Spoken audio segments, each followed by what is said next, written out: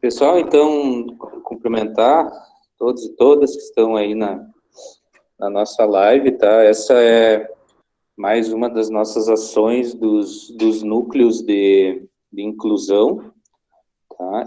Essa em específico, então, do NUGEDES, tá? Que é o Núcleo de Gênero e Diversidade, então, do Instituto Federal Farroupilha, Campus Avançado Uruguaiana, né? Que tem o nosso colega, o professor Michel, como presidente, então, desse núcleo, tá?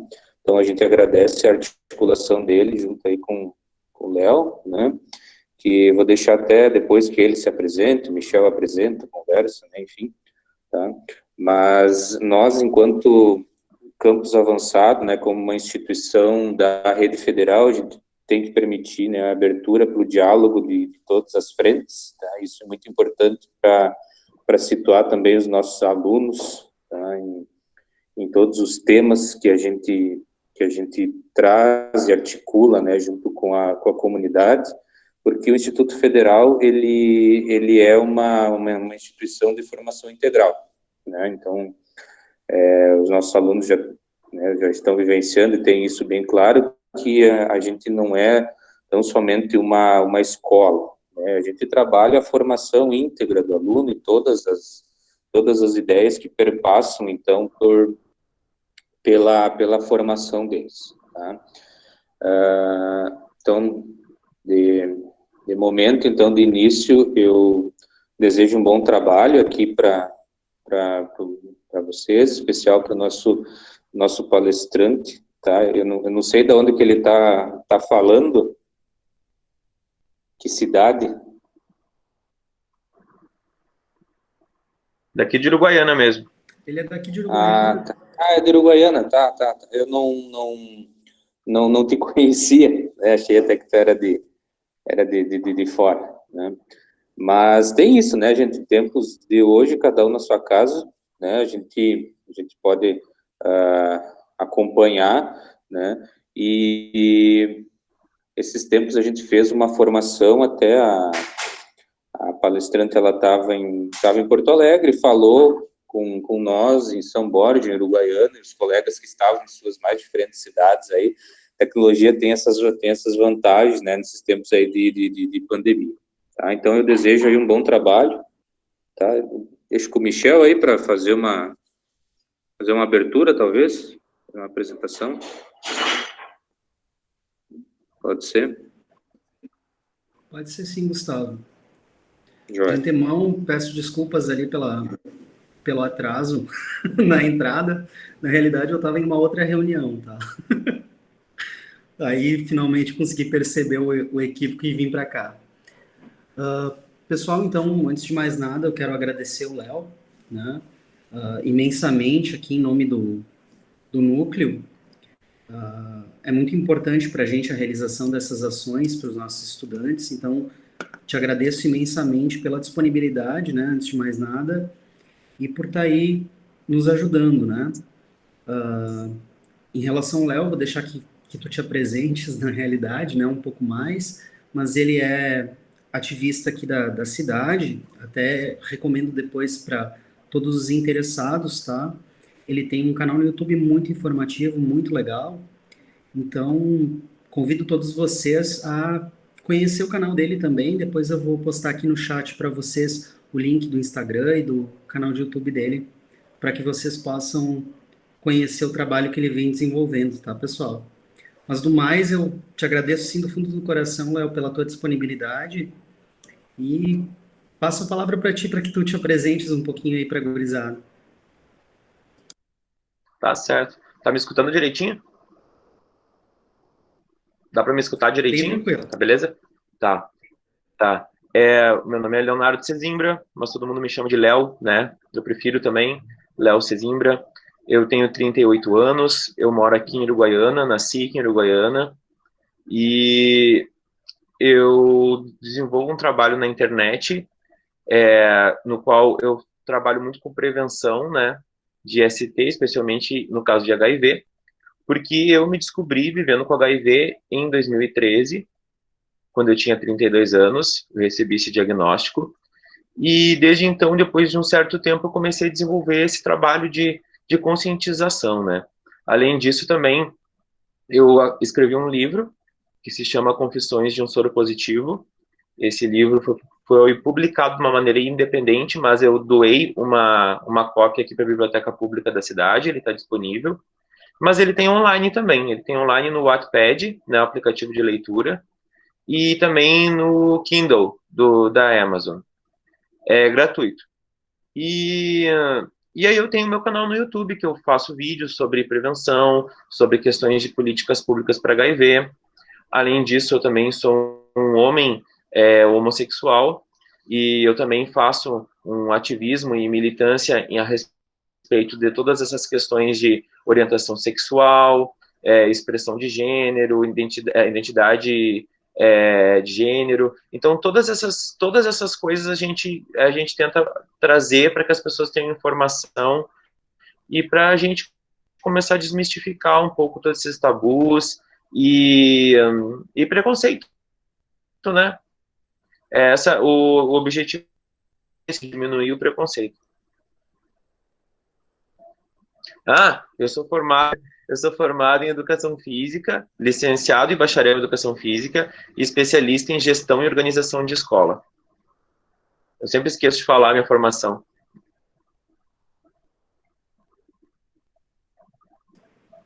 Show de bola, Léo. Eu não sei como é que tu prefere que a gente conduza, né? A gente tem aí uma série de perguntas que a gente recolheu ali com os estudantes, mas eu não sei se de repente tu não quer falar um pouquinho sobre ti antes. Eu deixo bem à vontade, tá? Para a condução, para que ela aconteça do jeito que tu te sente mais confortável também.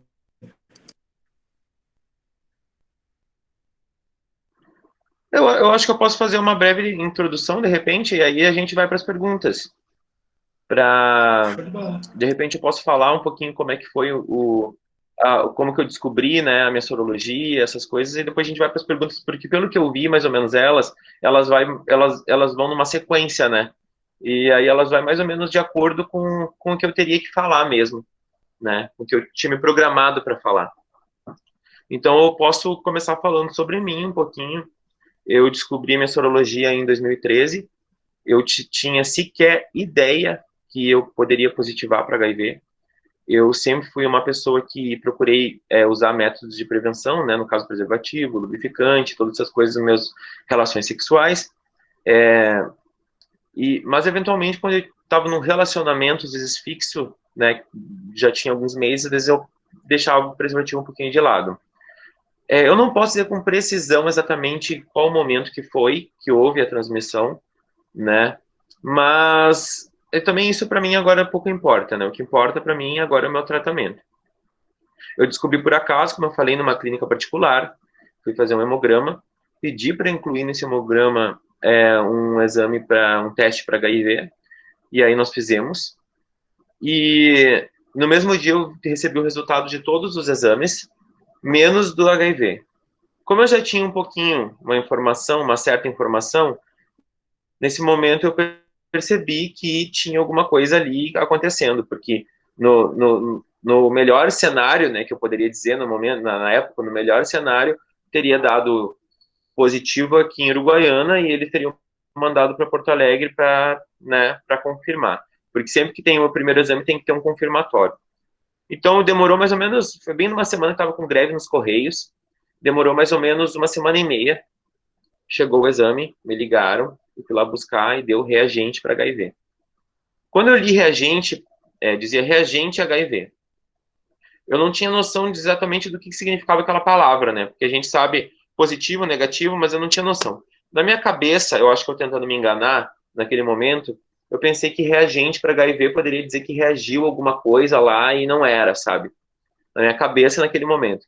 Mas, aí depois eu vim para minha casa, eu fui direto para o Google, né, fazer essa pesquisa, e aí eu percebi que era reagente para HIV, era positivo para HIV. Claro que no primeiro momento eu achei que eu duraria mais ou menos uns 2 meses, foi o que eu pensei, né? Eu acho que é o que mais ou menos todo mundo pensa quando recebe esse diagnóstico. E olha que eu nem era uma pessoa assim que não tinha muita instrução, assim, mas a gente se assusta, até pela questão de todo o estigma que o HIV carrega desde os anos 80, e aí a gente tem ainda essa coisa que que a mortalidade é muito alta, que não vai conseguir mais viver, que não vai conseguir fazer mais nada. Mas aí, no decorrer do tempo, eu comecei a me informar, né? No mesmo dia eu já comecei a me informar, no outro dia também, fui no médico, descobri que todo o tratamento era gratuito pelo SUS. Era uma informação que eu sabia que tinha essa disponibilidade, mas eu não sabia que era só apenas no SUS, né? Mas depois a gente fala isso mais para frente, né, sobre isso. E a partir desse momento, eu comecei a encarar de uma maneira um pouco diferente, né? E eu comecei a perceber que ia depender um pouco de mim, né? Conseguir enfrentar essa nova condição.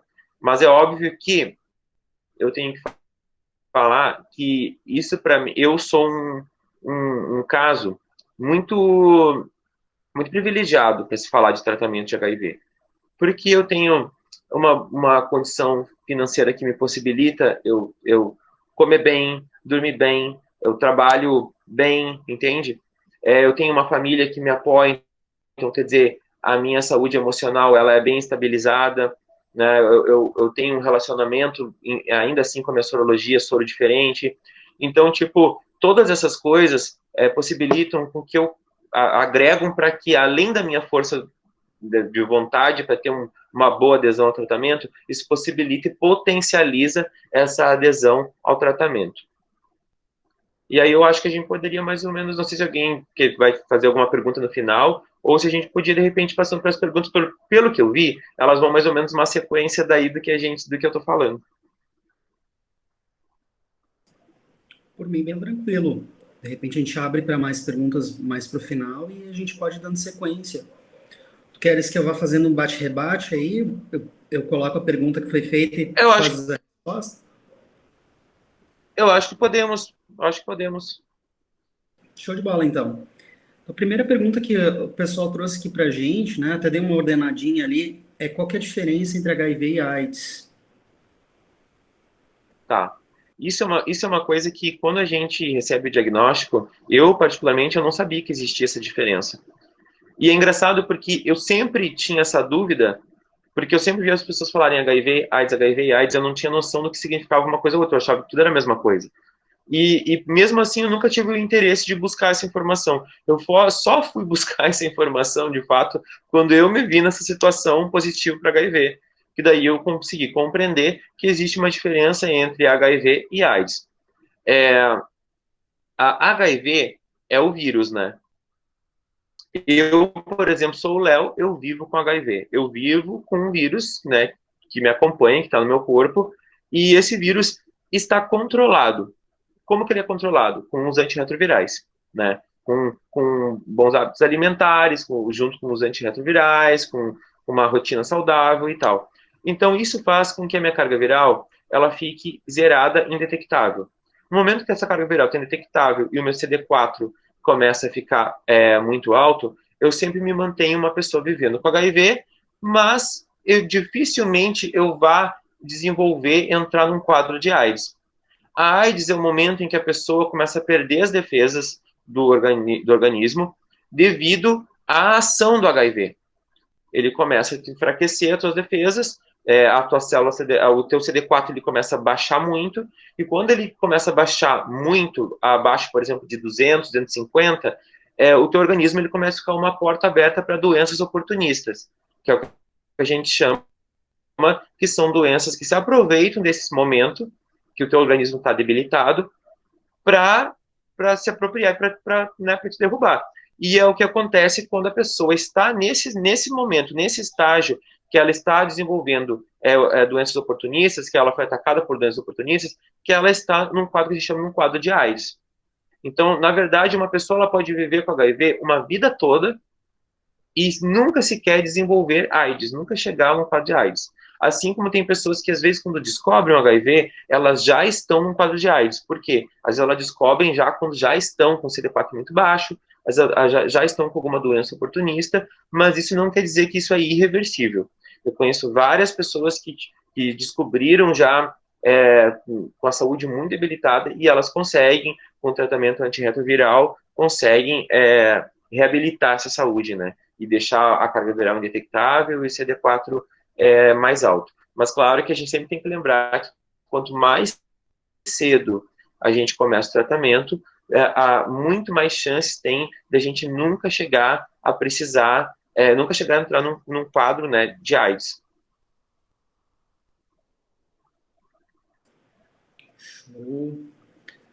Segunda pergunta que o pessoal fez aqui foi de que maneira que se pega HIV, né? A preocupação é se dá para pegar por saliva ou outros fluidos ou se essa infecção ocorre só, né, na via sexual. Tá. A transmissão do HIV, ela se dá pela troca de fluidos, né? Que seriam o quê? Seriam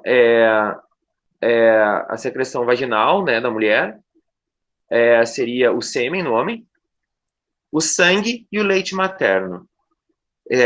Seriam só esses fluidos que fariam uma transmissão do HIV. O suor, a saliva, uma lágrima, essas coisas não. O que acontece? Então, a gente tem que... só para concluir, a pessoa, por isso que quando tem uma relação sexual sem nenhum tipo de prevenção, a pessoa fica com a possibilidade de sofrer essa transmissão do HIV. Algumas têm uma chance maior de transmissão que outras, por uma questão biológica mesmo. Por exemplo, o sexo anal, pela questão que na pessoa que está sendo passiva no ato do sexo anal, por exemplo, o ânus ele recebe umas microfissuras, né? Ele sofre umas microfissuras. E ali fica uma porta aberta, fica com muito maior facilidade. Por quê? Porque fica o contato direto do sêmen, né, com onde está aquela fissura que é, né, uma porta aberta ali para entrar qualquer coisa. Então, por isso que às vezes o pessoal fala que às vezes homossexuais têm maior facilidade. O pessoal acha que em função do comportamento sexual, da promiscuidade, não, é por uma questão biológica mesmo e também por uma questão de vulnerabilidade social. Só que daí a gente entra também num outro, né? Mas a questão, por exemplo, do leite materno, só para deixar claro, a questão do leite materno se dá mesmo, porque normalmente uma mãe, quando ela está grávida, eu sei que tem essa pergunta depois, mas só para dar uma adiantada, uma mãe, quando está grávida, ela pode gerar um filho sem HIV. Depois a gente entra mais a fundo nisso. Mas na hora, mesmo ela estando indetectável, ela não pode amamentar o seu filho. Não pode. E muitas vezes acontece essa transmissão do HIV, porque quando a mãe faz o pré-natal, ela dá como se ela estivesse negativo para HIV. Muitas das vezes elas amamentam um filho por 2 anos, e no momento que ela volta a ter uma vida sexual ativa, acontece às vezes de ter uma transmissão nesse meio tempo, ela não se testa, e muitas vezes isso pode transmitir para a criança também. Então, esse é todo o cuidado que tem que ter também na amamentação. Então, resumindo, voltando, sangue, né? Sangue com sangue, né? Não é sangue, por exemplo, sobre uma pele de uma pessoa, não, tem que ser sangue com sangue, ou sêmen, secreção vaginal da mulher, ou leite materno.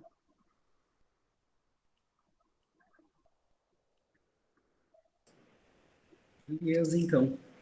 Próxima pergunta aí que o pessoal trouxe é quais são os sintomas de uma pessoa que estaria com HIV? Acho que tem mais a ver com a soroconversão nesse caso. Sabe que eu vou aproveitar essa pergunta, na verdade eu vou transformar ela em outra, porque a gente, ultimamente, a gente tem evitado falar muito sobre a questão dos sintomas do HIV, porque, na verdade, os sintomas do HIV, eles são muito genéricos, né? Eles são sintomas que, às vezes, uma pessoa está com gripe, é o mesmo sintoma, sabe? A menos quando a pessoa ela está num estágio agudo, assim, né? Agudo mesmo, assim, que ela já está desenvolvendo ela já está desenvolvendo um quadro de AIDS, ou ela está começando a ser atacada por alguma doença oportunista, né? Que às vezes tem o crescimento dos glândulos, essa coisa assim. Mas, de uma maneira geral, a gente não tem como identificar algum tipo de sintoma. A pessoa teve um emagrecimento muito... Porque daí a gente começa a ficar, a presumir, né, coisas, né? E, na verdade, o que a gente tem que fazer? É se testar mesmo, né? Se a gente está com qualquer dúvida, a gente não tem que procurar sintomas, a gente tem que fazer um teste. Porque o que acontece? As pessoas elas ficam muito na especulação. eu tô com gripe, eu tô com dor de garganta, e ao mesmo tempo eu tô emagrecendo muito, e começam a entrar numa paranoia. O que tem de pessoas que chegam até mim? Uma paranoia porque estão com uma gripe que não cura, ou porque emagreceu muito e não consegue ganhar peso, ou porque aí a pessoa vai lá e faz um teste, 2, 3, 4, 5 testes, tudo negativo, mas ela não consegue acreditar, porque ela tem todos os sintomas. Só que eu tento dizer para ela, os sintomas do HIV é muito genérico, ele pode ser qualquer outra coisa, tu pode estar com a imunidade baixa, pode ser uma hepatite, de repente, pode ser qualquer outra coisa. Então, a gente sempre, ao invés de falar sobre a questão dos sintomas, a gente pede para que as pessoas, no momento que elas tiverem qualquer tipo de desconfiança, que levou ela a pensar que ela pode estar com um sintoma de HIV, ela já faça o teste. Porque a única coisa que vai dizer, de fato, se ela está vivendo com HIV ou não, sem saber, é um teste. E não pensar em sintomas, assim, para identificação.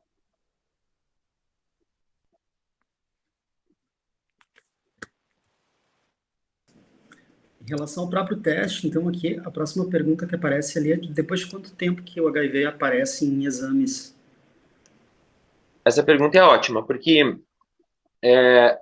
existe uma coisa que a gente chama de janela imunológica. A janela imunológica é um período de 30 dias após a exposição. Então, nesse período de 30 dias, existe a possibilidade do exame do teste dar negativo para HIV. Então, por isso que se espera que a pessoa, se teve uma exposição e ela passou do período da utilização da PEP, que depois a gente vai falar sobre isso, da PEP, se ela passou desse período, então que ela espere para fazer o teste os 30 dias. Porque mesmo se ela for fazer no período de 15 dias, ela vai ter que voltar daqui a 30 dias para fazer o outro igual. Então, melhor, se ela deixou passar o período da PEP, então é melhor que ela volte, vá lá, faça após 30 dias no momento que ela soube que houve essa exposição. Porque daí vai ser muito mais certo, a chance de dar errado praticamente não existe. Mas se ela for nesse período de 30 dias, pode ser que dê um falso negativo. Aí essa pessoa vai achar que está tranquila e daqui a pouco está ali positiva para HIV, não inicia o tratamento, né? E ainda pode tá trabalhando como uma via de transmissão também.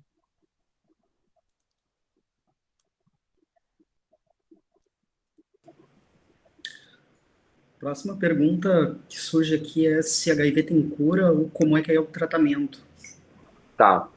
Assim, o HIV não tem cura, infelizmente não tem cura. Ele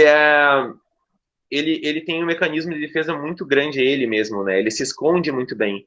E não houve ainda, não existe um medicamento que consiga eliminar ele do corpo. Mas existe os antirretrovirais, hoje, que estão muito avançados, perto do que foram no início, que eles conseguem fazer com que ele fique ali escondidinho e não faça nenhum dano, né? Os antirretrovirais fazem esse papel, deixar o HIV lá intocado, fazer, bom, vai ficar aí dentro, mas não vai sair. Os antirretrovirais, eu vou falar sobre os que eu tomo. Eu pego todo mês lá ali no programa municipal, né, de ST, AIDS. Todo mundo tem o direito de tratamento, ele é gratuito. Junto dos medicamentos, né, junto do tratamento antirretroviral, também tem todo um acolhimento de todo o SUS ali, né? A gente pode utilizar tudo, consulta com infectologista, consulta com psicólogo, todas as outras baterias de exame que precisa fazer. Isso aqui em Uruguaiana, nós temos um programa que é reconhecido nacionalmente, eu posso dizer. Nós temos aqui a coordenadora desse programa, é a Cida Bofil. Eu estava falando com ela agora há pouco, inclusive. Ela é uma pessoa assim muito empenhada e ela é referência, não só aqui na fronteira, mas como no estado do Rio Grande do Sul. E então tem todo esse acolhimento, né? Todo esse acolhimento, além só do medicamento, só da pastilha, né? Do medicamento em si. Mas o que acontece? O medicamento, ele é bem potente, né, no teu organismo. No início do tratamento, eu tive 3 meses que foram 3 meses muito difíceis. E aí, teve momentos que, inclusive, eu até pensei em desistir, assim, mas claro que foi e voltou essa ideia. Porém, tem pessoas que elas realmente não conseguem. Não conseguem mesmo por uma questão de adaptação, né? Ele causa náuseas, vômito, diarreia. Isso faz com que tu te isole socialmente, né? No início do meu tratamento eu me isolei muito, porque eu saía, ia para lugares, eu passava mal, ou eu estava no meio de um churrasco com os amigos, por exemplo, todo mundo numa casa e daqui a pouco me dava uma diarreia, entende? E aí o que fazer num momento desse, né? Porque é meio constrangedor. Tu tá ali com teus amigos e daqui a pouco tu ficar indo no banheiro em 15 minutos e fazendo barulho, porque às vezes o lugar é perto, é constrangedor. Então a gente começa a se isolar. No início, quando a gente toma um medicamento, o medicamento ele é bem forte, e eu tomava ele e logo me dava muito sono. Hoje já não acontece isso comigo, mas no início era assim. E então, tipo, era bem difícil eu sair à noite, porque eu tomava à noite, era bem difícil. Nos primeiros dias eu ficava muito enjoado o dia inteiro. Eu tentava dormir para ver se passava aquele enjoo. Então, mas isso dura só no início. É importante a gente lembrar que normalmente essas situações que se dá devido ao uso do medicamento o inicial, assim, normalmente duram 3 meses, depois elas tranquilizam. Hoje eu tomo ele com maior tranquilidade, né? Eu tomo ele, óbvio que eu tenho consciência que a longo prazo é um medicamento forte, né, que eu tô ingerindo, eu tenho que ter essa consciência que isso, bem ou mal, ele vai sobrecarregando o fígado, rins e tal, então eu tenho que tentar fazer um tipo de uma redução de danos nisso aí, entendeu? Readaptar a minha alimentação, fazer práticas de exercício, tomar bastante líquido, mas, de uma maneira geral, já foi comprovado hoje que uma pessoa em tratamento, né, em TARV, que a gente chama, tratamento antirretroviral, uma pessoa em tratamento antirretroviral consegue sim ter uma vida tão longa quanto uma pessoa que não está em tratamento e que não vive com HIV. Espero ter deixado claro que às vezes eu vou e viajo.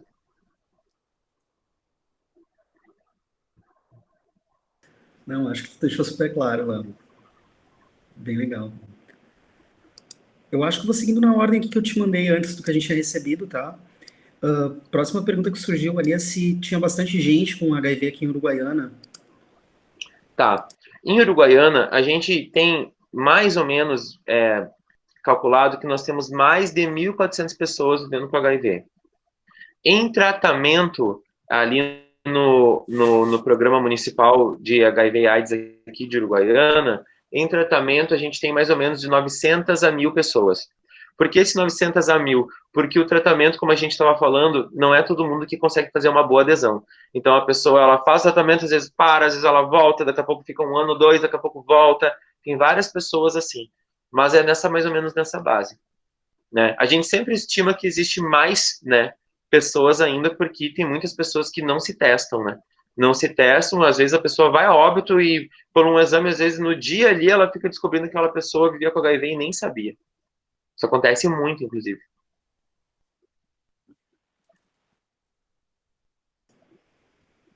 Nesse mesmo sentido, né, o pessoal pediu como é que é viver em Uruguaiana, se tu sofre muito preconceito aqui na cidade, como é que funciona?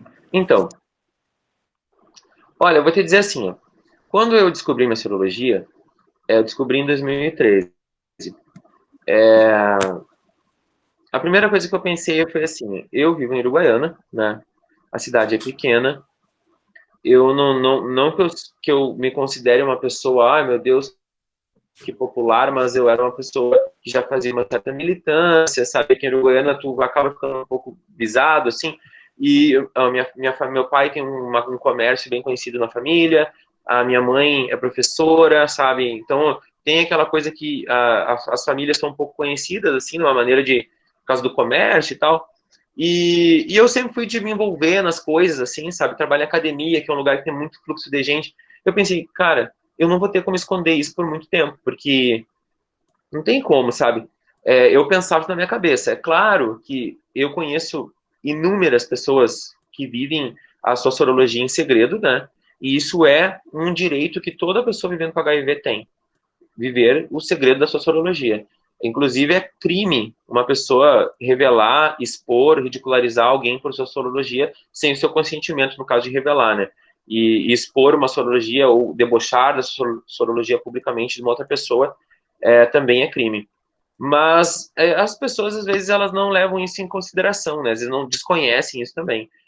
Toda vez que eu conheci, antes de eu saber minha sorologia, toda vez que eu conheci alguém, principalmente no meio LGBTQI+, as pessoas diziam assim, ó, esse fulano tá com a tia, porque tá com a tia no Bajubá queria dizer que a pessoa tinha HIV, né?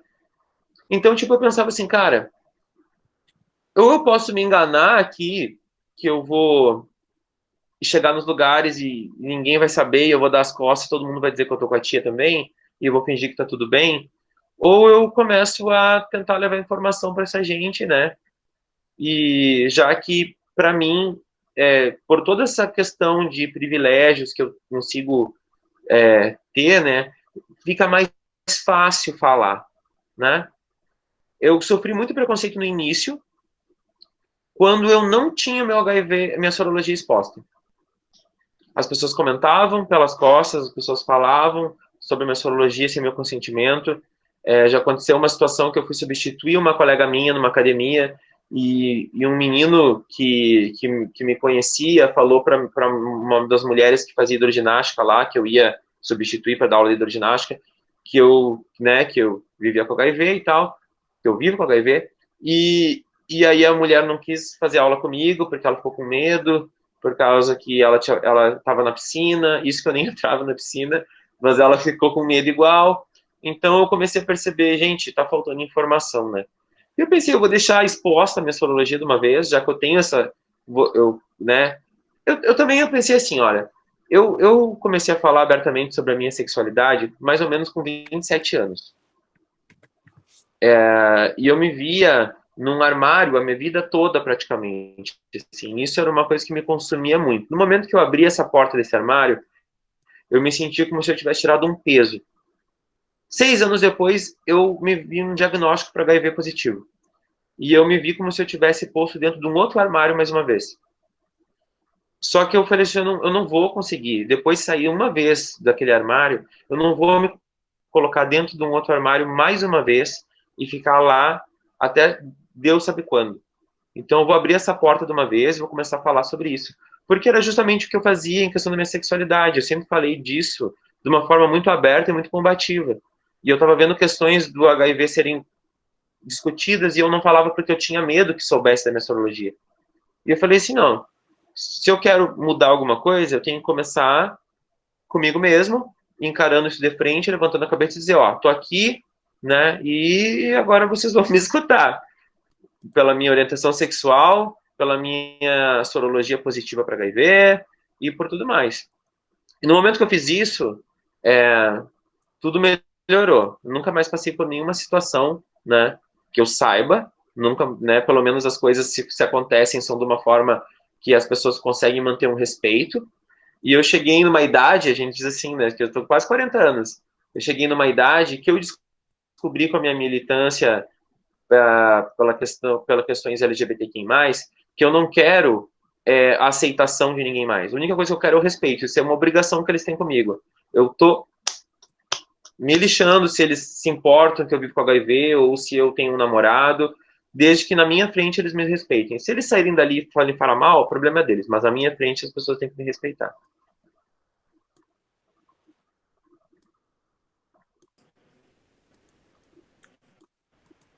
Show. Sabes que, até para tecer um comentário, né? Eu vivi pouco do público LGBTQ, mais aqui em Uruguaiana, mas é bem nessa linha que tu me comentou, né? Eventualmente, tu vai para uma festa e o que existia era muito esse comentário. Ah, esse é o fulano, mas dizem que ele é soropositivo, né? E como já em situações anteriores da vida já vivi um relacionamento sorodiscordante, eu via bastante surpresa, assim, quando eu olhava e dizia, tá aí, né? Porque as pessoas ainda pintam, eu acho, um monstro do que é viver enquanto soro positivo, né? Que é exatamente o que hoje a gente está aqui tentando aclarar, que não é esse monstro que as pessoas pintam, né? E certamente é algo que a gente tem que construir dentro da comunidade, né? Léo, eu vou E só para aproveitar. concluir, não, só para complementar o que tu está falando, a gente tem que lembrar que já saiu uns dados agora nesse último ano que as mortes por AIDS dentro da nossa comunidade LGBTQI+, se tu for ver em estatística, elas são maiores do que mortes por homofobia, por LGBTQI+, fobia. Então, por mais que a nossa comunidade, em questão do estigma, eu compreendo que existe um estigma que afeta muito a nossa comunidade em relação ao HIV, até pela história, né? Pelo início da epidemia lá nos anos 80, pela questão do câncer gay, por tudo mais. Mas se a nossa comunidade não abraçar isso, não abraçar e não compreender qual a relação que ela tem com o HIV, aí a gente nunca vai conseguir baixar esses números e nunca vai conseguir fazer diferença para nós. Então, a gente precisa, enquanto comunidade LGBTQI+, começar a olhar com HIV com mais carinho e com menos discriminação, né? Nós queremos tanto, né, falar que não contra a discriminação, a gente tem que olhar com isso mais carinho, porque o HIV, a AIDS, o HIV não, mas a AIDS está matando a nossa comunidade mais atualmente do que a própria homofobia. Então é uma pauta importante para a nossa comunidade e ela não pode deixar de lado.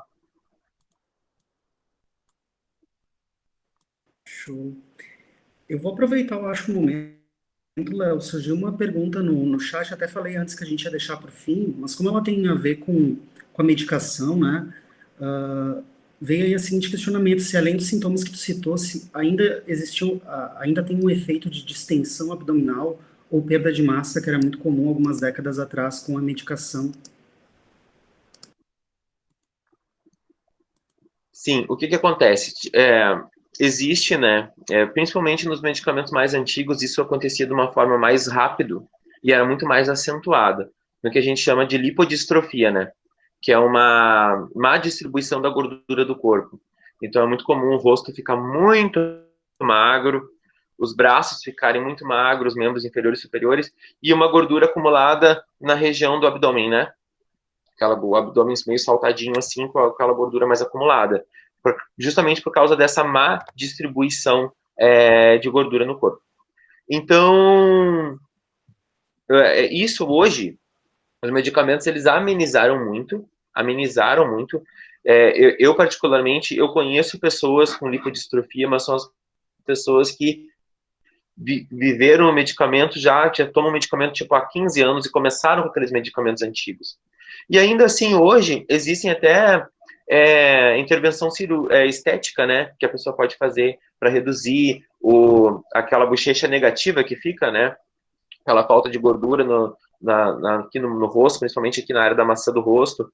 E também o pessoal faz até mesmo às vezes uma lipo, assim, para dar uma reduzida na gordura abdominal que fica muito localizada.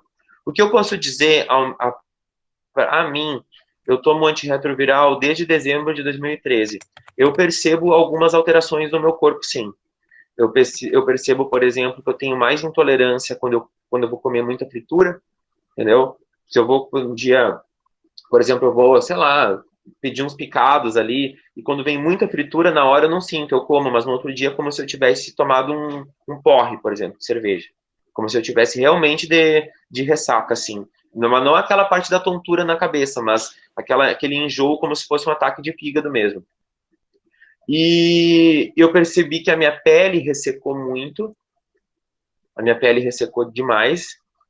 O antirretroviral que eu tomava antes, porque eu troquei meu esquema, ele me dava muita dor articular, né? Eu tinha um medicamento que muita gente toma ainda ele, que é o Efavirenz, o nome dele.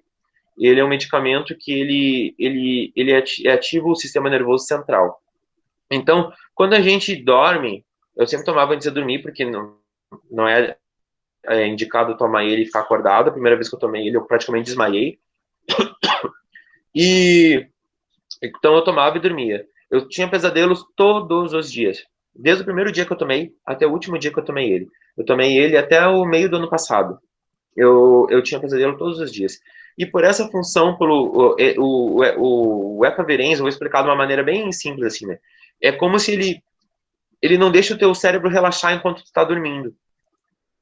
Ele fica ali trabalhando. Então, quando tu dorme, o teu corpo tu fica naquele pesadelo constante ali, porque tu tá sempre, todos os dias um pesadelo, o teu corpo fica muito tenso. Eu me acordava às vezes com a minha mão assim, ó, dura, dura, que eu tinha que ficar tipo uns 30 minutos fazendo um exercício para conseguir deixar a minha mão normal de volta. E isso eu sentia tipo no meu joelho, no meu tornozelo, no meu quadril, e ele me fez eu ter uma oscilação de humor que mais pro fim, assim, de eu trocar, nem eu tava me aguentando mais, sabe? Sério, é bem complicado. E tu começa a perceber que tá acontecendo alguma coisa com o teu humor. No início tu acha que tu tá irritado um dia, dois, daqui a pouco ele começa a ficar constante. E daqui a pouco tu começa... Eu percebi, eu não sou essa pessoa, sabe? Que briga por qualquer coisa, que é ranzinza, que fica o dia inteiro reclamando. E aí eu comecei a ler e me informar que o efavirenz é um medicamento que realmente ele ocasiona isso.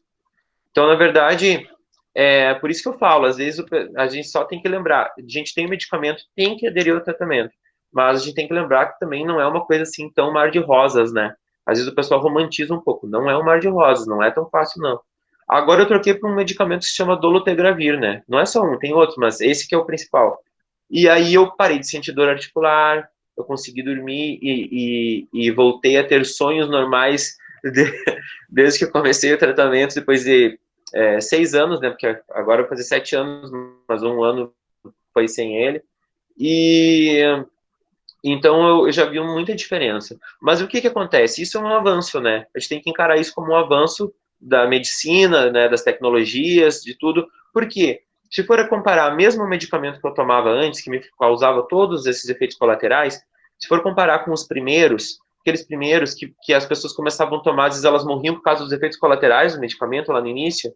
Então, se for comparar com eu sentir tudo isso e poder seguir vivendo, poder trabalhar, poder namorar, poder ver minha família, eu ainda prefiro poder fazer tudo isso, mesmo tendo esses efeitos colaterais. Claro que agora com esse outro tá muito melhor, né? Prefiro muito mais, mas a gente tem que encarar o medicamento como o nosso herói, não como um inimigo. Ele é o nosso, tá nos auxiliando nessa trajetória. Surgiu aí também a pergunta de se o SUS ele dá orientações sobre esses sintomas ou tu foi descobrindo eles ao longo do tempo? Não, eles dão orientações. No primeiro dia que eu retirei o medicamento, quando a gente vai retirar o medicamento é uma situação um pouco tensa, assim. Por quê? Porque até então, a pessoa, eu como não tinha nada, não representava nada, no momento que eu fui pegar o meu medicamento, foi o momento que o HIV se materializou na minha vida, né? Porque até então, Léo, deu positivo para HIV, só que eu não tinha nem noção, assim, porque eu não sentia nada. Por isso que eu falo, acho que a gente não pode se pegar sintomas. Eu não sentia nada. Então, o HIV eu sabia que ele estava ali, mas não me afetava na minha vida. No momento que eu peguei aquele medicamento, foi o momento que tudo se materializou. E aí ela me falou assim, Léo, toma ele e deita, porque tu pode apagar. Eu não acreditei, sabe? Quando ela falou assim que seria tão forte mesmo. E ela me disse, tu vai te sentir enjoado, tu vai não sei o quê, tu vai passar mal, mas no máximo em 3 meses tu vai ver que vai começar a reduzir. E foi exatamente o que aconteceu. Claro que assim, tem pessoas que começaram o tratamento junto comigo e não sentiram nem metade do que eu senti. Assim como teve pessoas que começaram com o mesmo esquema, né, de antirretroviral que eu e tiveram que trocar o esquema, porque não conseguiram se adaptar àquele esquema. Às vezes dá uma alergia de pele, entende? Isso tudo a gente é avisado que pode acontecer. Mesmo quando eu fiz as minhas trocas de medicamento, que eu já fiz duas e agora eu tô com esse, que para mim tá funcionando super bem, mesmo quando eu fiz essa troca de medicamento, eles falaram, eu ia tomar e ia viajar, e eles falaram, não, toma na volta, porque tu vai andar de avião, tu vai sair da tua rotina, isso pode ser que o medicamento funcione para ti de uma maneira que deixe enjoado e tu não aproveite tua viagem. E realmente, quando eu voltei, nos primeiros dias eu senti um pouco de desconforto, né? Mas aí depois tudo tranquilizou. Mas eles dão toda a orientação. Inclusive eu tomei o medicamento e caí mesmo, né? Primeiro dia eu tomei, assim, que tiveram que me carregar, literalmente tiveram que me carregar pro meu quarto, uma pessoa de cada lado, assim, deitar na minha cama, e ali eu tive até alucinação esse dia. É um negócio bem, bem punk.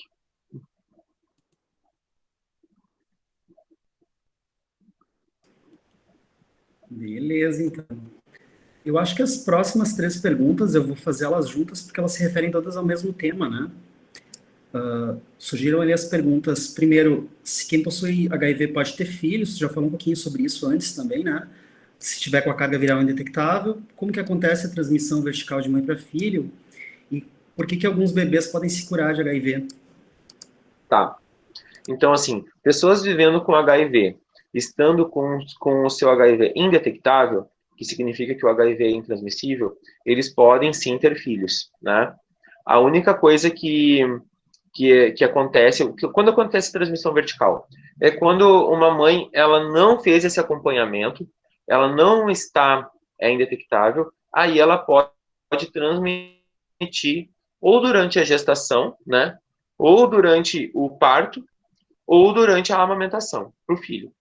Se essa criança nascer, se essa mãe for indetectável e essa criança nascer, a chance dela ser indetectável ainda é muito grande. A chance dela não viver com HIV é muito grande. Se eu não me engano, ela ainda segue tomando um antirretroviral, essa criança, por 1 mês ou 2, se não me engano. E eu sei que é por um período de tempo, até que chega uma hora que os médicos falaram, vamos parar. E aí essa criança normalmente ela não positiva para HIV. Mas não é que ela se curou do HIV, né? Na verdade, ela nunca chegou a ser realmente infectada pelo HIV. Por quê? Porque a mãe dela estava indetectável, entende? Mas é importante que essa criança, como eu falei anteriormente, não amamente, né? Não, o leite materno, se a mãe, né, vive com HIV. Claro que se acontece do pai viver com HIV, né? E a mãe não viver com HIV, isso pode acontecer também, ela pode amamentar normalmente. O que importa é que a mãe, né, se ela for positiva para HIV, não amamente a criança. Mas essa questão do parto, ela só vai se dar se realmente a mãe não souber essa sorologia e não tiver conseguido controlar esse HIV a ponto de deixar indetectável.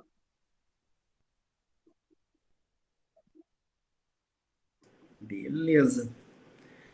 Próxima pergunta que surge aqui é: se duas pessoas com HIV que namoram precisam usar preservativo? Tá. As pessoas, elas sempre precisariam usar preservativo. As pessoas sempre precisariam usar preservativo. Vamos começar aí. Então, assim, eu acho que essa pergunta pode ser dividida em duas. Eu acho que a pessoa que, de repente, perguntar é se duas pessoas com HIV, ela pode transmitir um HIV de uma para outra. Talvez seja isso, né? Se for isso, pode sim, porque existem dois tipos de HIV, né? O HIV é um vírus mutante, então pode haver uma reinfecção. Pode haver, quando as pessoas elas não estão em tratamento. Além disso, a gente tem que lembrar que existe, sim, outras IST, né?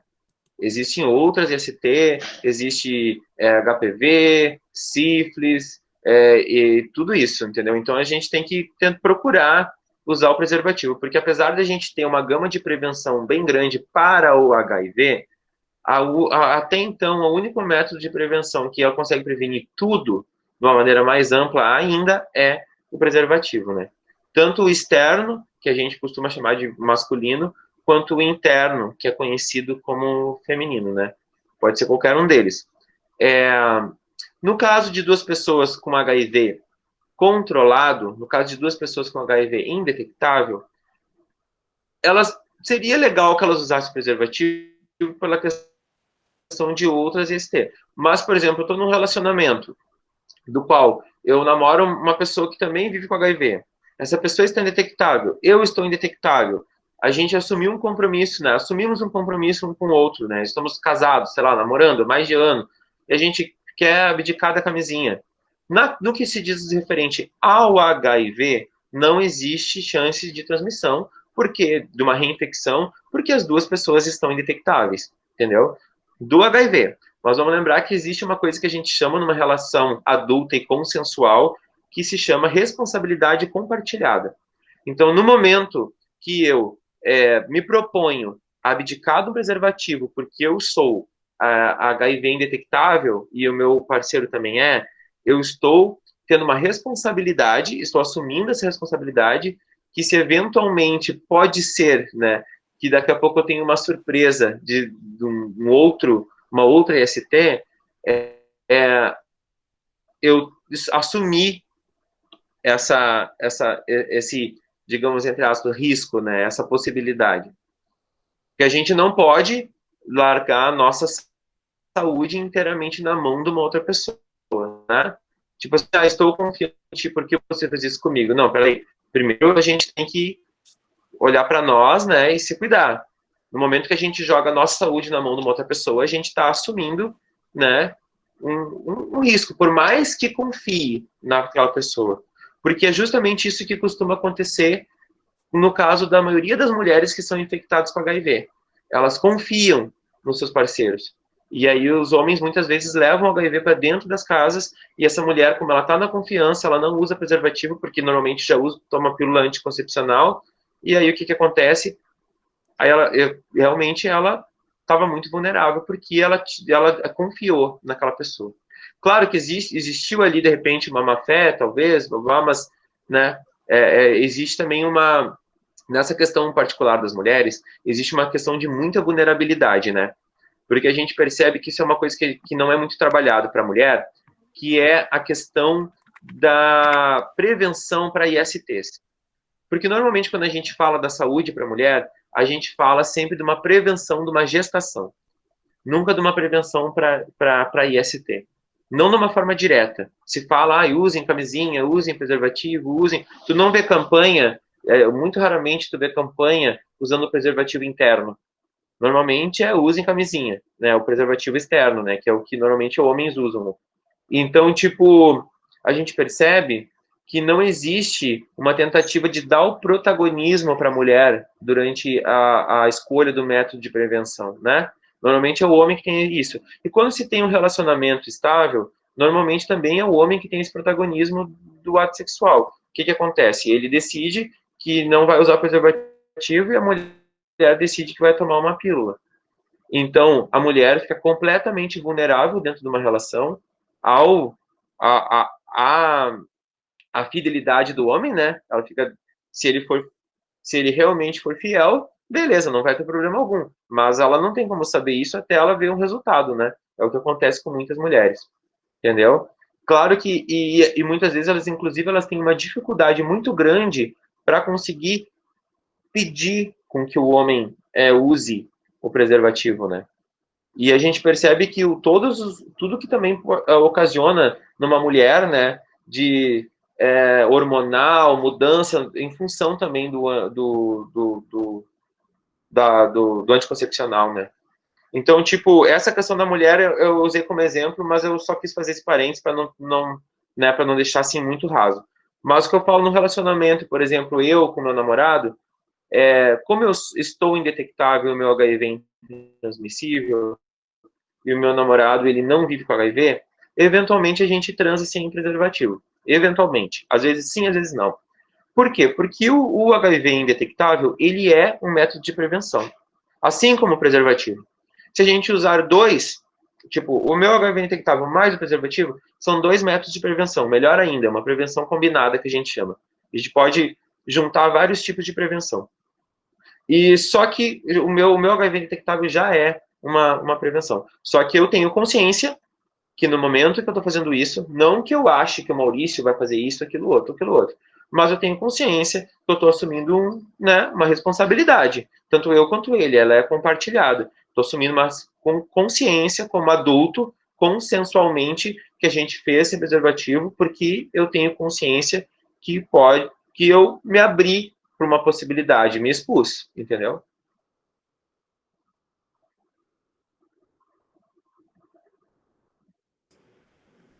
Bem legal. Sobre o teu comentário, eu recordo que um grupo de amigos eles sempre dizem para mim, né, que o jeito mais certo que tu tens de eventualmente fazer um sexo não com a falta de prevenção e ter certeza de que tu não vai contrair HIV no caso, é tu saber que a outra pessoa é soropositiva e tá com o vírus indetectável. Se tu não souber sobre essa informação da pessoa, tu tá sempre te colocando em dúvida, né?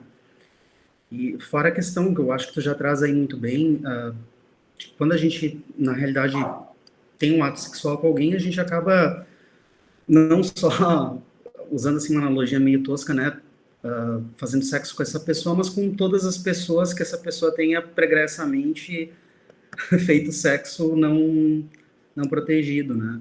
Então é bem importante a questão de camisinha que a gente traz aqui. Até a próxima pergunta que vem aqui, ela vem no mesmo sentido, né? Ela é: se eu fiz sexo sem camisinha e não conheço a pessoa, o que eu posso fazer? Tá. Aí, essa pergunta também. Essa pergunta, assim, se ela fez sexo sem camisinha e se ela conhece a pessoa ou se ela não conhece a pessoa, porque isso não tem diferença alguma, na verdade, porque o fato de tu conhecer a pessoa não tem relevância nenhuma, porque tu não sabe a sorologia dela. Tu sabe quem ela é, mas tu não sabe a sorologia dela. Então, no momento que a pessoa teve uma exposição ao HIV, ela pode, no espaço de 72 horas, ir até o posto de saúde, ir até o hospital de referência, ir até a Secretaria de Saúde, depende do local que ela está inserida, né? Ela pode ir e pedir a utilização da PEP. O que é a PEP? Se chama profilaxia pós-exposição. A PEP é um comprimidinho que a gente toma até 28 dias após, a gente toma por 28 dias após essa exposição. E ela tem que ser iniciada até no máximo 72 horas após essa exposição. Se eu, por exemplo, me expus hoje, de noite, por exemplo, digamos que eu não vivesse com HIV, nossa, me expus. Quanto mais cedo eu for procurar a PEP, aqui em Uruguaiana eles disponibilizam. Quanto mais cedo eu for, mais sucesso ela vai ter, né? Quanto mais próxima das 72 horas, já reduz um pouco esse sucesso. Se passou dessas 72 horas, aí infelizmente ela nem usar mais. Aí a pessoa tem que, né, como eu falei, esperar os 3 dias e fazer um exame para ver se confirmou ou não, para daí, né, tem a janela imunológica. Mas, então, assim, a pessoa tem que saber, isso é muito importante a gente falar, que é importante a gente perceber a PEP como um método de prevenção. Porque muitas vezes a pessoa, ela estava com preservativo, só que ela não usou lubrificante, que também é um método de prevenção.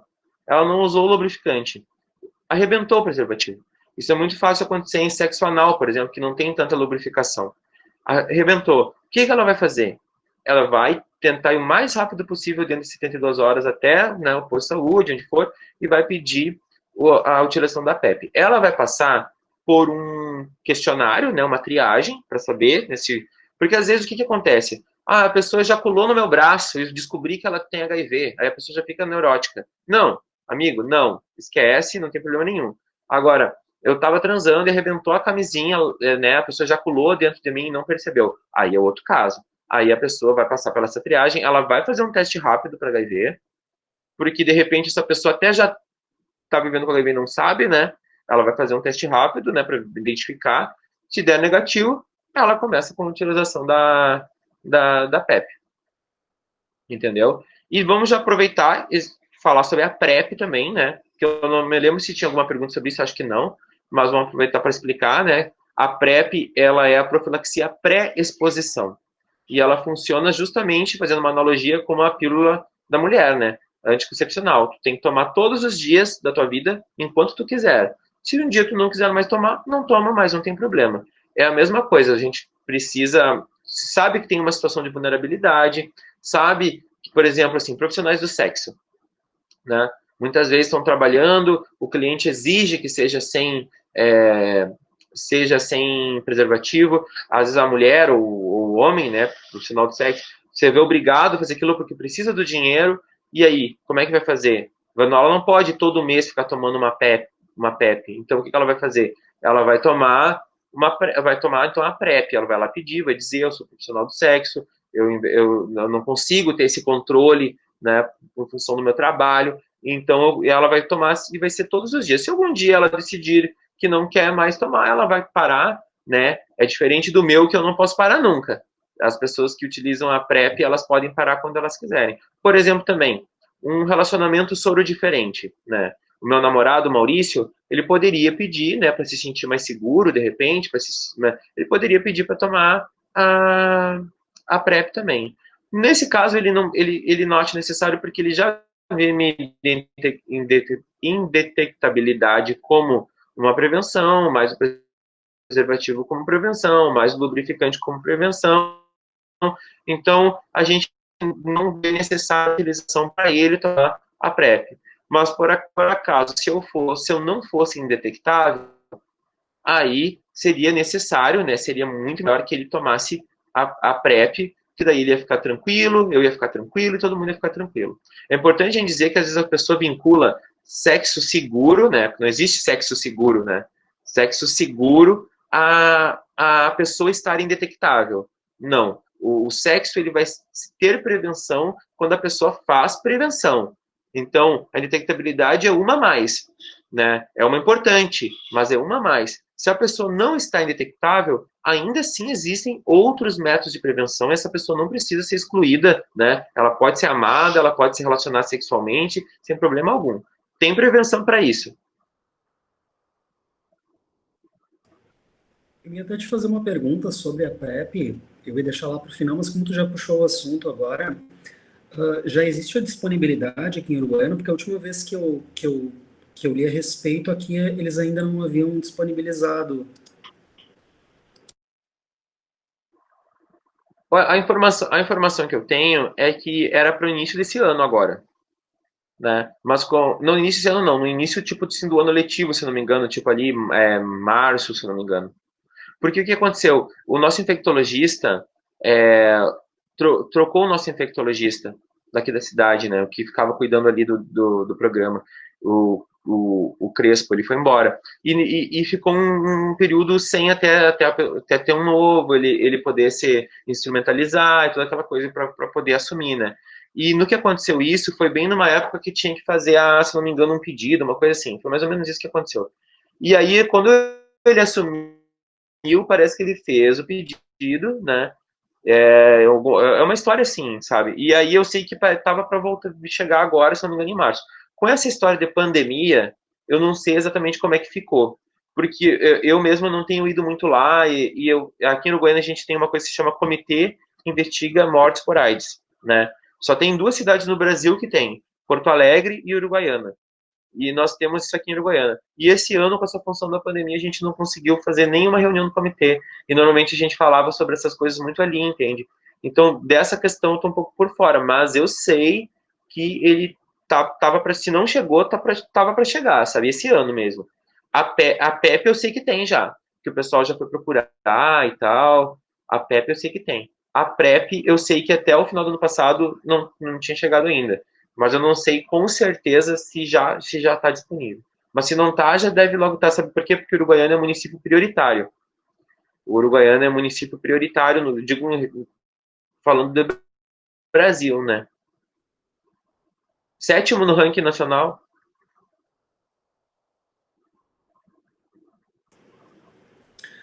Eu não me recordo agora se chegou a comentar, mas o teste rápido o pessoal pode fazer num posto de saúde, né? Eu não me lembro qual que era a idade mínima para poder fazer sem acompanhamento dos responsáveis. Era 14 anos, alguma coisa assim?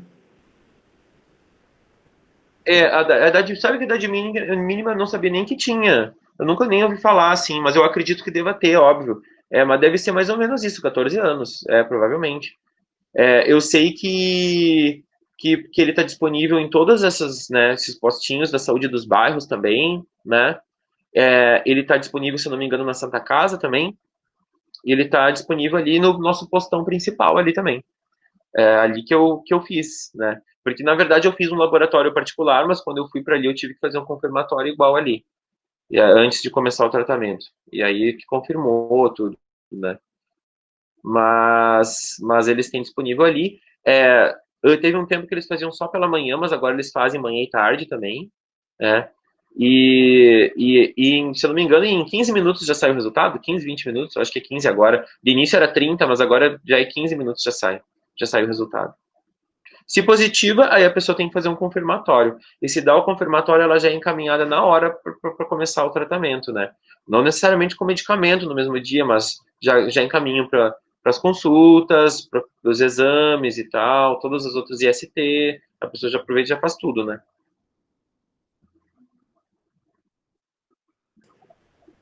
É 15 minutinhos, eu já fiz, acho que umas 2 vezes, pelo menos aqui. A gente costuma fazer para ir acompanhando, até mesmo pela questão que eles já fazem, como tu apontou, né, para hepatite, para sífilis. Então tu tem ali um panorama completo se tu tá tranquilo, né? Vou então para 2 perguntinhas aqui finais, depois a gente abre ali, ver se alguém traz mais alguma coisa. Tem 2 perguntinhas que surgiram ali, que tem a ver com coisas que o pessoal leu na internet e tal. Primeiro é que Uhum. vi na internet que um cara que ganhou Nobel disse que o coronavírus é parecido com HIV geneticamente. Isso é verdade? Acho que isso era uma coisa que estava rolando pelo Twitter faz pouco tempo. Assim, Tá. Essa história foi, na verdade, uma confusão que aconteceu, né? Porque, na verdade, esse cara que é o Nobel, eu li essa notícia porque estava naquela função que o coronavírus tinha sido criado no laboratório a partir do vírus do HIV, né? Era mais ou menos isso aí, né? Porque tinham visto como é que era, é, que o genoma do coronavírus tinha coisas similares com o do HIV e tal. E aí, na verdade, o que se descobriu depois é que, na verdade, existia um laboratório, se não me engano, na Índia, que estava tentando testar um medicamento para HIV e fez essa relação de coronavírus com HIV. Era uma coisa mais ou menos assim. Aí o pessoal daí comprovou que era mentira, né? Essa ideia que o coronavírus tinha sido criado em um laboratório e que tinha sido criado a partir do HIV, ou como se fosse um tipo de um clone do HIV, alguma coisa assim. O que se percebeu é que realmente existe algumas coisas similares, né, entre o HIV e o corona, do genoma, assim como existe do corona com várias outras coisas, entende? Várias outras coisas. Então, na verdade, isso aí foi meio que uma fake news que se teve, e o Nobel o Nobel da Paz, estou viajando, e o prêmio Nobel fez uma pequena confusão, que inclusive depois ele teve até que se retratar, se eu não me engano, dessa confusão que ele fez aí.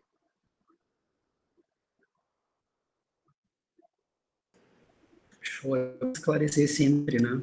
E a segunda que apareceu aqui no chat Né? agora há pouco, boa tarde a todos. Eu li há um tempo atrás sobre uma projeção que dizia que se dentro de 30 anos todas as pessoas que são soropositivas se tornassem detectáveis, a gente erradicaria o vírus HIV. Esse cenário é possível? Então, assim, ó, existia, né, existia um acordo que, se não me engano, é o Acordo de Paris, que chama, é uma coisa assim, que era a meta era, se eu não me engano, não me lembro qual era a data agora, eu tenho um problema com datas, mas era justamente isso, zerar a transmissão do HIV, né, zerar completamente. E para isso se pretendia que as pessoas ficassem detectáveis, porque isso, né, seria mais um método de prevenção, né, evitaria que... Só que, assim, é complicado, sabe?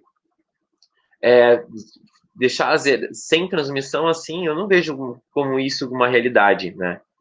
Eu acho que a gente pode amenizar esses dados, na verdade, no momento que as pessoas estão em tratamento, né, e possibilita que não tenha transmissões. Mas é difícil tu controlar a adesão das pessoas, né? Até pela questão de todo o estigma social que isso carrega e pela dificuldade que algumas pessoas têm em adesão. Para mim, por exemplo, aqui eu fico muito fácil falar em adesão dentro da minha casa e com tudo para mim, com conforto, dormindo quentinho. Aí eu vou chegar para uma pessoa que está numa condição muito vulnerável socialmente, nesse inverno rigoroso aqui de Uruguaiana, talvez tomar um medicamento para ela seja, numa escala de prioridades, não seja uma das primeiras, entende? E aí, só que essa pessoa ela não vai parar de transar, né? Não vai parar. E, e aí fica um pouco complicado, assim, porque é uma questão, não é só uma questão de controle do vírus, é uma questão de um problema social também. Social. O problema da epidemia do HIV é que ela carrega todo esse estigma e tem toda essa questão de vulnerabilidade social mesmo. Tu vê que nenhum país até hoje conseguiu fazer. Mas é claro que a gente, tipo, é aquela coisa da gente deixar a meta lá, né? e quando a gente alcança o próximo dela, a gente dobra, mais ou menos isso, sabe? Ela estava certíssima. A gente vai tentar a meta, a gente chegou mais próximo, entendeu? No que a gente chegou mais próximo, vamos tentar fazer mais, sabe? A gente tem que ter uma meta, tem que ter uma meta para ter um objetivo, né? Nosso objetivo é fazer isso, vamos trabalhar para isso acontecer. Mas a gente tem que ser realista que é um pouco complicado, porque isso fala de relações humanas, isso fala de vulnerabilidade social, isso fala de diferença social, assim, de questões de estudo, sabe? De tudo. Saneamento básico, fome. Aí a gente entra numa coisa que não tem como ter muito controle ainda, né? Pelo menos não a curto prazo.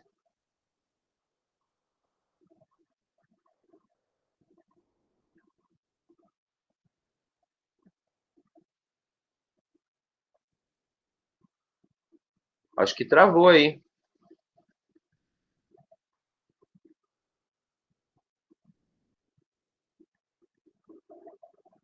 Pois é, travou.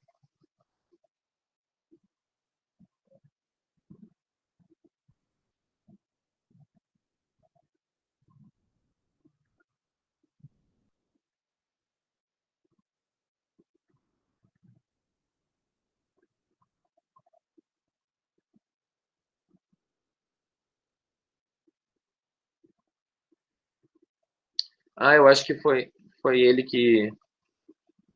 Vocês estão me escutando? Eu tô vendo aqui no chat, vocês estão me escutando ou travou tudo?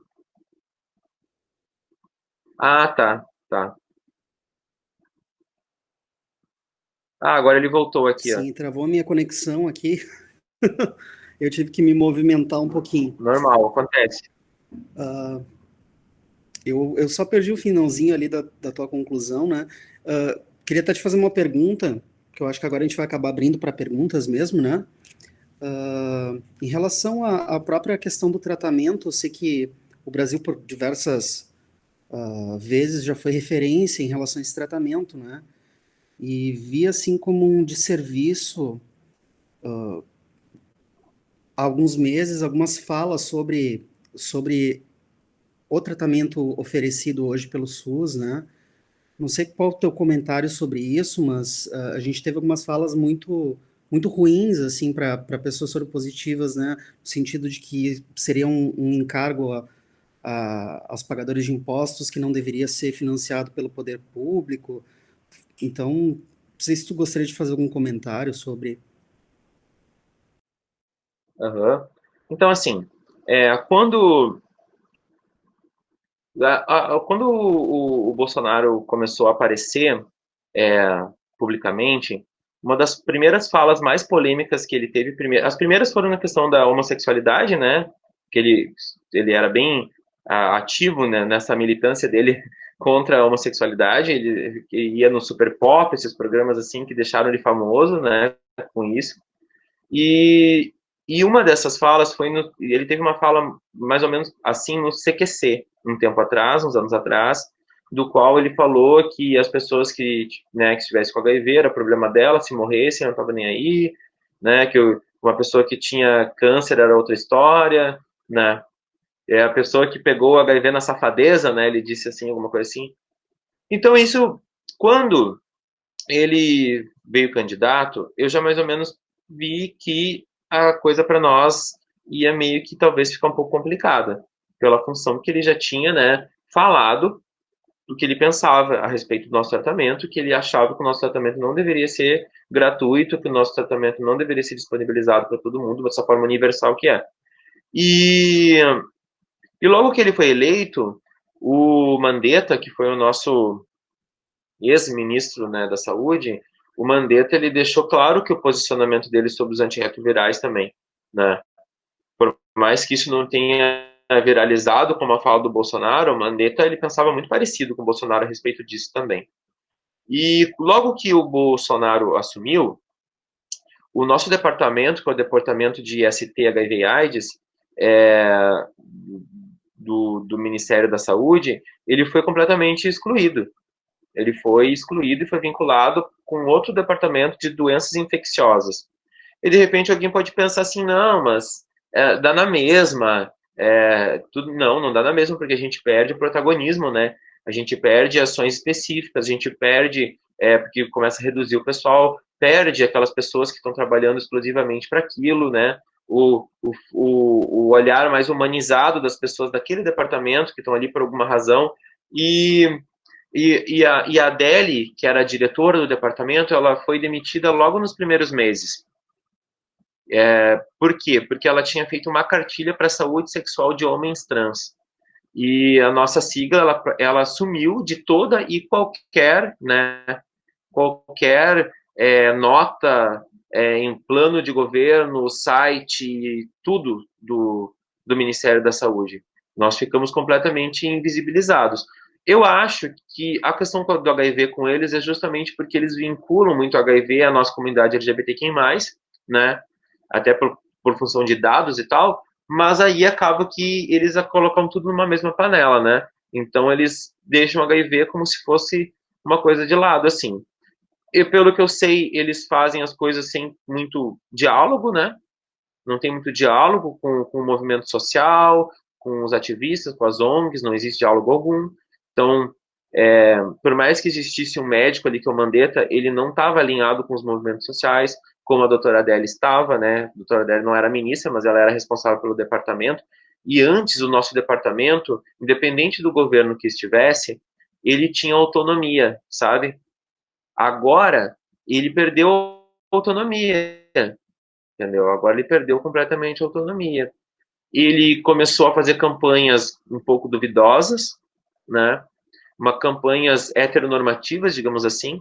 Saiu um boletim epidemiológico no final do ano passado, que aumentou o número de casos de HIV entre homens de 18 a 25 anos, principalmente, homens que fazem sexo com outros homens, né? Não digo nem homossexuais, mas homens que fazem sexo com outros homens.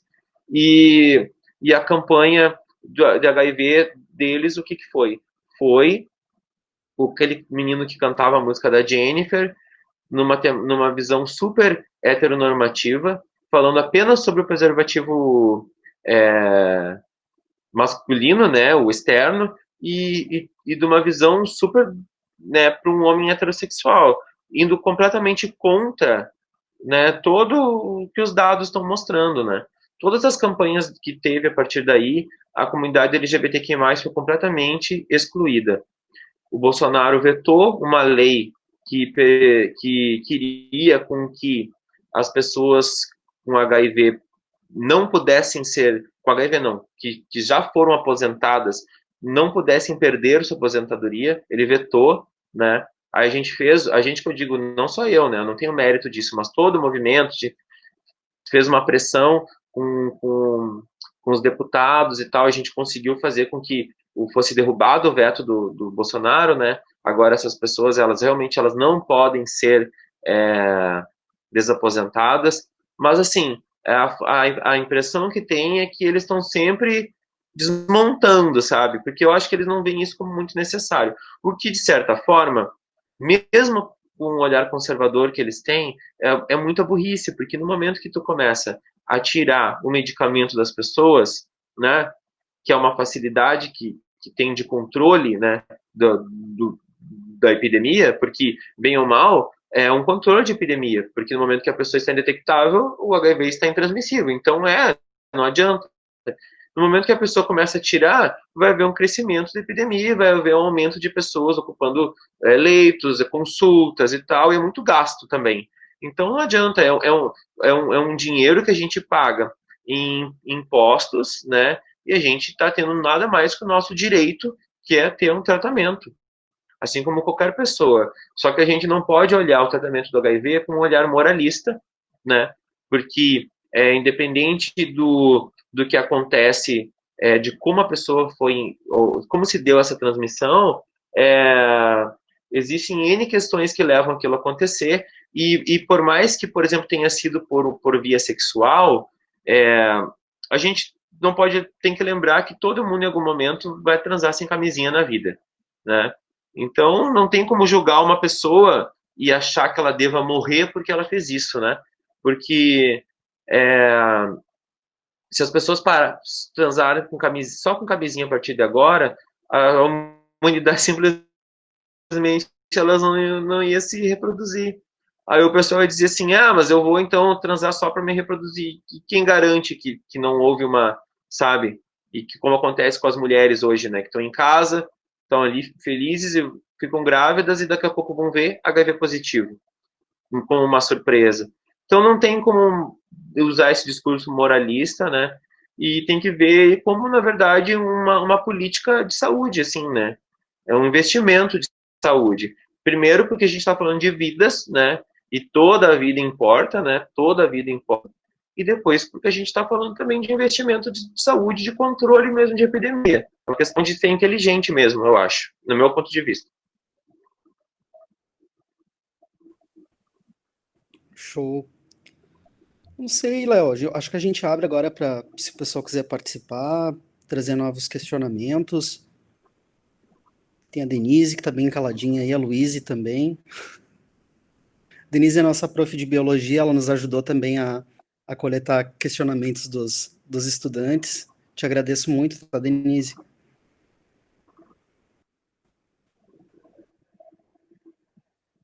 Eu vi que a Vitória está aí também, a Vitória é um amor. Ah, sim, tu me lembrou que eu tenho que agradecer imensamente a Vitória por estreitar o nosso contato, né? Foi ela que conseguiu o teu número para mim. Te agradeço muito, Vitória. Oi?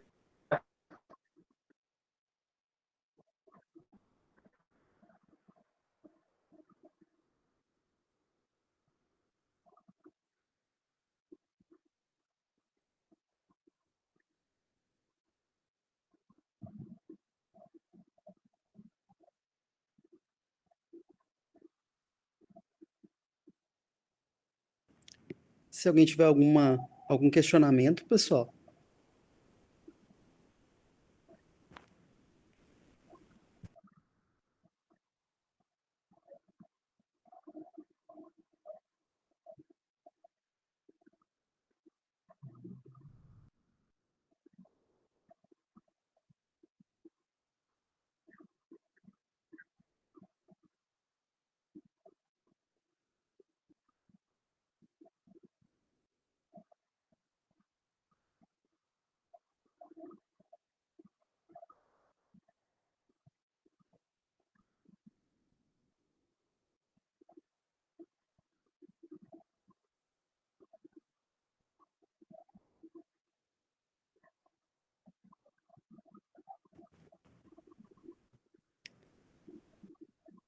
Nós é que agradecemos, tá, Samuel? Agradecemos muito a participação de vocês. A gente vai disponibilizar depois, se o Léo permitir, esse vídeo também para que a gente consiga alcançar mais pessoas, né? E a gente. Brigadão, então. E a gente pede a vocês que compartilhem com o pessoal também, com amigos de vocês que talvez não tenham tido acesso à publicação a tempo para vir aqui participar com a gente. Léo, então eu devo te agradecer mais uma vez imensamente, tá, pela disponibilidade que tu deu aqui pro Nugedes e pro Instituto Federal Farroupilha. Acho que foi um momento, como já citaram ali nos comentários, né, muito esclarecedor, foi um momento leve, como também o Samuel indicou ali, né, foi extremamente produtivo, eu acho, para toda a nossa comunidade acadêmica, então te agradeço, assim, fico sem palavras, tá, por tu ter disponibilizado realmente teu tempo, teu esforço, teu carinho para vir aqui conversar com a gente hoje.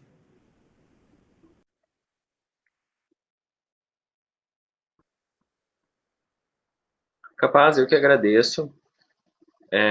Eu acho importante a gente falar, né, sobre HIV em todos os espaços possíveis, né? Me agrada saber que as pessoas estão interessadas em falar sobre HIV e aprender, né? Porque ele está aqui, né, entre nós, assim, eu digo no sentido que o Rio Grande do Sul ele vive atualmente um estado de como que se diz, de epidemia generalizada, né? A gente não considera mais que existe grupos vulneráveis aqui no Rio Grande do Sul. Existe sim uma epidemia generalizada de HIV, de sífilis também, se eu não me engano. Então a gente tem que falar sobre isso, né? Tem que falar sobre isso quanto menos tabu tiver para falar sobre isso e quanto mais iniciativas como essa tiverem, melhor. Eu agradeço a disponibilidade, né, vocês terem me chamado, né, me convidado para participar. Eu acho muito importante essa iniciativa que vocês tiveram. Agradeço a Vitória, né, queridíssima, por ter feito esse alinhamento aí. E me coloco à disposição para quando precisarem alguma outra vez, né? De repente, depois que terminar toda essa função de isolamento também, quiser fazer uma reunião, um encontro, todo mundo junto, a gente pode conversar sem problema algum. E outros encontros como esse também, né? E podem postar, não tem problema, pode deixar disponível no YouTube, ou como quiser transmitido. O importante é que as pessoas tenham acesso. Obrigado mais uma vez. E é isso. Espero ter respondido tudo da melhor maneira possível. Respondeu sim, Léo, e agradeço de novo, então, a sua disponibilidade. A gente certamente vai entrar em contato quando for possível, né, no fim dessa pandemia, para a gente, de repente, combinar alguma coisa com a gurizada. Só vou fazer um comentário aqui. A Vitória fez uma pergunta, e aí pedi para que ela viesse para o microfone, mas ela está com vergonha. Ela colocou ali o seguinte, que ela gostaria de saber o que tu pensas que ainda precisa acontecer para que a gente desmistifique a ideia do imaginário popular sobre a associação direta que é feita entre HIV e a comunidade LGBTQ+, principalmente aos homens gays, bi, pansexuais ou pansexuais. Uhum. Então, a verdade é que eu acho, isso é uma opinião muito pessoal, eu acho que essa associação, ela não tem que ser desfeita, só que ela só tem que ser feita com mais responsabilidade. Porque o que acontece? Acontece que as pessoas, elas veem como se o HIV fosse exclusivo da comunidade LGBT, como se ele fosse, principalmente dos homens gays, como se ele fosse uma culpa da promiscuidade dos homens gays, como se ele existisse ali porque se fosse um castigo divino, né, para os homens gays. Então, quando é essa associação, eu acho que ela é perigosa. E isso a gente tem que trabalhar com informação, e é um trabalho de formiguinha, infelizmente. Mas eu acho que a gente não pode perder a associação de como a gente já conversou, né, anteriormente, de que a nossa comunidade, ainda assim, ela é muito vulnerável ao HIV. Primeiro, dos homens gays, primeiro por uma questão biológica, depois por uma questão de vulnerabilidade social, né, depois por uma questão de representatividade mesmo, né, quando se estuda isso, dificilmente um professor, ele chega para fazer uma aula educativa sobre educação sexual numa escola, falando diretamente sobre como homens gays eles têm que se prevenir, como mulheres lésbicas têm que se prevenir, como mulheres têm que se prevenir. Não, é sempre de uma ótica masculinizada, né? Para o homem, né? O preservativo vai usar uma coisa homem e mulher ali, que é o sexo tradicional. E normalmente é uma coisa que não nos causa muita identificação, né? A gente vai lembrar também que muitos da nossa comunidade LGBTQI+, especialmente os gays que são mais efeminados, as travestis, as transexuais, elas sequer chegam numa etapa da escola que elas têm essa educação sexual, entende? Então é uma dificuldade de acesso às vezes. Isso causa uma vulnerabilidade na nossa comunidade de uma forma grande, até pela questão da marginalização que existe da comunidade LGBT de uma forma geral, se for ver, né? Da maneira com que a gente se descobre sexualmente, da maneira que isso começa a acontecer, das oportunidades que nos aparecem, porque no início, pelo menos na minha idade, assim, era tudo muito escondido, tudo muito porque tem medo que vejam, e é tudo de uma forma muito mal feita e muito insegura para ser feito. Depois que tu vai conseguindo autonomia e segurança, tu consegue fazer as coisas de uma maneira maior, mas às vezes tu depende de uma família, tu não consegue. Isso faz com que tu te marginalize e tu te vulnerabilize também. Não só para IST, mas também por uma questão de violência, uma questão de várias coisas que podem acontecer, né? Quando a pessoa vive nas margens, assim, né? Sociais, assim, para poder ter algum tipo de relação, para poder ter uma troca e tal. Então, isso não pode ser desassociado, do meu ponto de vista. A gente não pode esquecer que existe essa vulnerabilidade, que existe uma vulnerabilidade biológica mesmo, pela questão do sexo anal, ter uma maior possibilidade, entende? A dificuldade de acesso da nossa comunidade à saúde, das pessoas trans chegarem a um posto de saúde, às vezes terem medo de ser ridicularizadas, aí acontece que elas não vão até a procurar saúde, não são atendidas pelo seu nome social. Então, tem várias questões que a gente tem que sim que vincular à nossa comunidade, só que com responsabilidade. Falando por que ele acontece na nossa comunidade, mas pelos motivos corretos, não pelos motivos moralistas, pelos motivos corretos, porque aí a gente consegue começar a trabalhar, né? No momento que a gente consegue perceber os erros, a gente consegue trabalhar em cima disso. Mas se a gente começar a lutar por uma desvinculação apenas, aí a gente vai começar, tipo, jogar para debaixo do tapete um problema e vai ficar com aquele outro lá ainda. E eu não sei se serve assim.